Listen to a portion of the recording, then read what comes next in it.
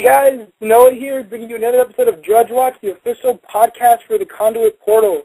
Tonight we have two members from HVS joining us, Eric Stoll and Keith Haladic. Hope I got that right. Yeah. There you go. I'll give each of them a chance to introduce themselves. Eric or Keith, whoever goes first. Enjoy. This is Keith Haladic. I'm one of the producers on the Conduit. It's really great to be here. I'm Eric Stoll. I'm the lead designer on the project. And it is also equally great for me to be here. All right, welcome to the show, guys. I'm going to start off with a question that's been asked by quite a few fans on our site. Are you guys going to be able to have online split screen? You know, like the offline mode, you can play split screen. Can you take your friends locally online with you? No, we don't have split screen online. Just with kind of the schedule and time permitting, we were only able to get split screen locally. All right. I mean, that's still great. I mean, the split screen edition is just something that was a very smart choice. I know I have a lot of friends who've been wanting to play. I know another question that was like hard hitting was, are you guys going to actually be able to incorporate that party system that people were saying you might not be able to get to? Well, here's the thing with a lot of the online features, you have to get both the publisher and Nintendo on board really early to get the waivers for certain systems to go through. So it's one of those things where if you don't plan ahead, if you don't put it into the motions early enough, it's one of those things that's really hard to get in. And it was something, you know, while a lot of fans have asked for it and we've explored, we've gone other ways to try to make that work really well. We've got, in addition to the friends code system that we had in the first game, we've added the rival system, which allows you to basically have friend-type players without the exchange of the Wii friend codes. So with that, it's a little more easy to get in groups and meet up with the people that you want to play with.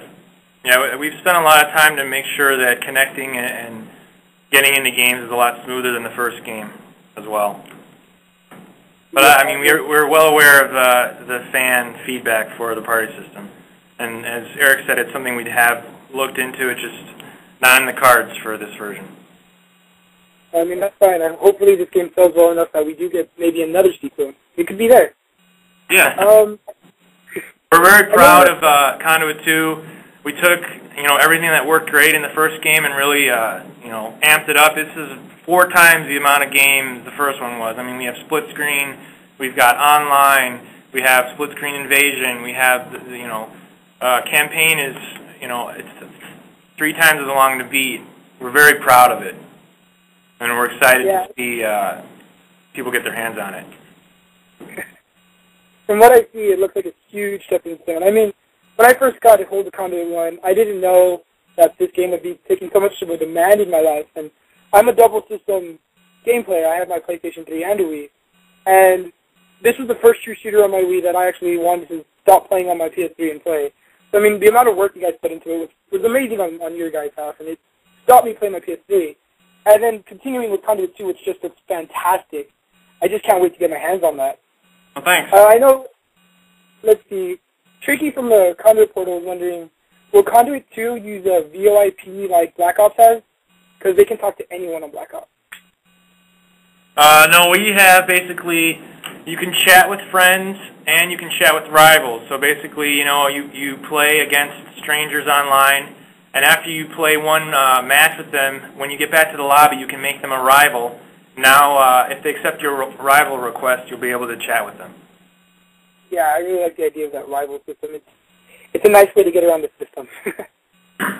Let me see. Oh, another question that I was wondering, and as well as other people, I know in part 1 the story focused more on Ford through his visor and those just loading scenes. Are you guys going to have any pre-rendered cutscenes, or is it just like straightforward where it's the same thing but you do interact with others? Yeah, we do have some really nice-looking pre-rendered cinemas throughout the game, and we're much more focused on story this time around. So sprinkled throughout the game are in-game cutscenes that propel the story forward. So we're much more conscious for Conduit 2 on making sure the story is, you know, primary. And plus, we've made the main character, Ford, a lot more vocal as well. So not only do you have the pre-rendered cutscenes and the real-time cutscenes throughout the game, while you're playing, Michael will be talking a lot too, so that you're kind of always getting a little bit of the history and the plot moving forward. Speaking of the voice of Mr. Ford, I hear you guys got John St. John, the voice of Duke Nukem. How has it been working with him, and does he have any sweet one-liners like Duke Nukem had? Yes, that we definitely wrote a lot of our dialogue to fit into the mindset of a Duke Nukem style game, and it was great to have John St. John, who's famous for being able to deliver those one-liners, take the words that we wrote and really bring some life to them. Yeah, I mean, I heard one of the IGN videos just his voice real quick, and you can instantly recognize Duke Nukem. I did like the old voice of Mr. Ford, but John St. John is a nice welcome to the game. Yeah, absolutely. And we enjoyed working with Mark Shepard before. It was just one of those, the scheduling type things that where we went with different voice actors this time. Mm-hmm. I know a lot of people, well, some people, it's not too big of a thing. When you're doing the Classic Controller Pro this time around, does it affect the game's lock-on ability? And, what is the main difference from working with the Classic Controller to going to the Wii Remote? Players of other traditional first-person shooters on consoles will be very familiar with a lot of how our Classic Controller and Classic Controller Pro setup is designed. They'll feel right at home. We did remove the lock-on button from the Classic Controller because of how powerful that could be for multiplayer. So that's the one significant change between going between the Wii Remote and the Classic Controller. Speaking of the multiplayer, is there any way that this game or the Wii as a system, is it possible to have a LAN party? If a bunch of people got their Wii together and played together. Is LAN a support for this? No, that's another one of those waiver items that we were discussing, much like the party system, is just stuff, when asking for waivers just takes months and months and months to try to get approval for that, and unfortunately, we didn't get a waiver for LAN play, so that is not supported in Conduit 2. But it is possible on the Wii. Is it possible on the Wii? I think so. We did look, that's another thing we did look into. That's cool. Yeah, because I know some people say it is possible, it isn't possible, but I've never been too sure on it. I know another thing that's going on, is there a kick system in Conduit 2? I know there's a lot of hackers in Conduit 1, and I know there's not much you can do because there's no passing system in Conduit 1. Yeah, just like Keith mentioned a few minutes ago with how we handle the rival system, the kick to vote system works the same way. Basically, if you've played at least one match with someone, you can vote to kick them if they're griefing or cheating in some way. Of course, we've made a lot of strides this time around to prevent hackers and cheaters, so hopefully that won't be a problem. Let's hope not. I know a lot of people lost interest because of the online hacking and glitching, which is pretty annoying. Yeah. But it's still a great overall. Let's see here. How many game modes are actually in C2 so far? And do you plan to add any more at this point? For online play, we've got 14 unique game modes.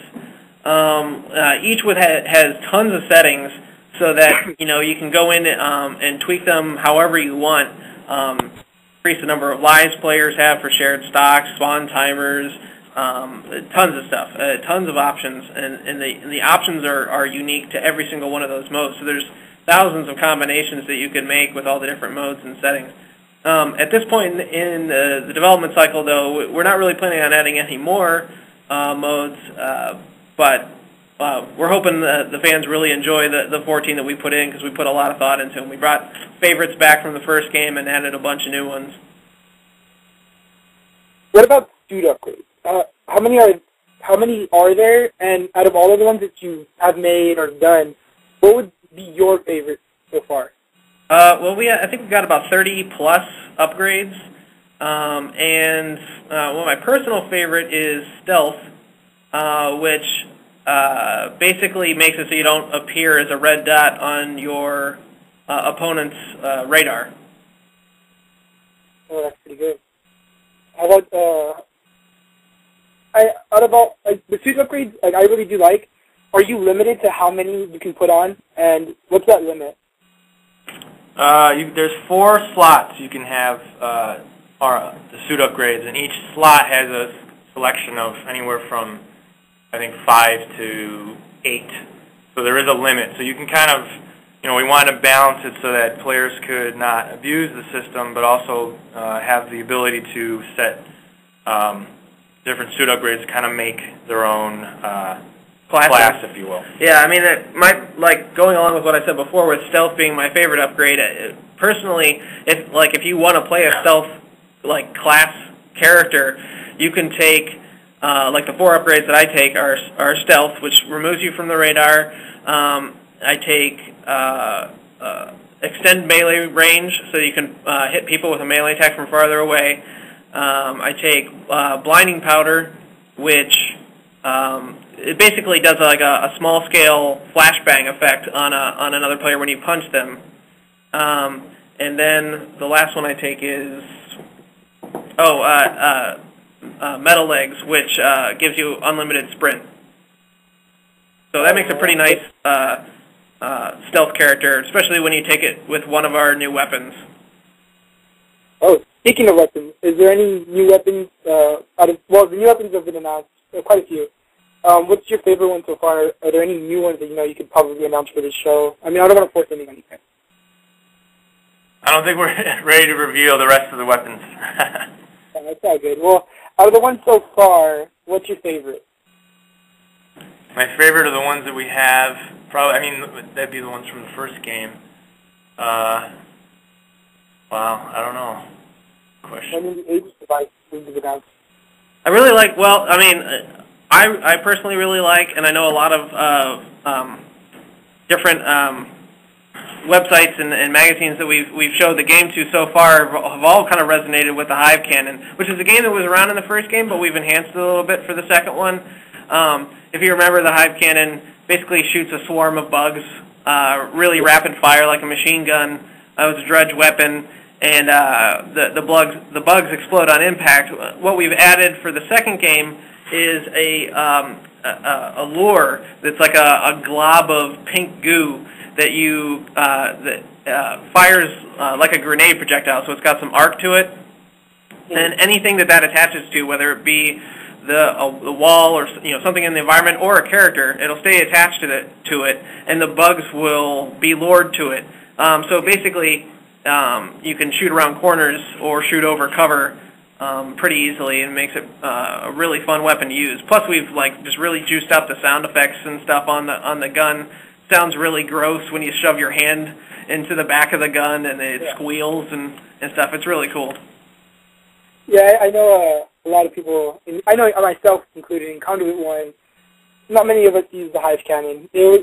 I saw it as a weaker weapon, and it wasn't that great in one-on-one battles, but it's good to see that it's getting a big pump up in this next one, because it can be a very powerful weapon. Absolutely. So I hear that the audio, this is something that I like, I'm a big fan on media, that your audio is using a different system for the output. Is it really that big of a difference in sound quality and everything, or is it just a bit of bump up?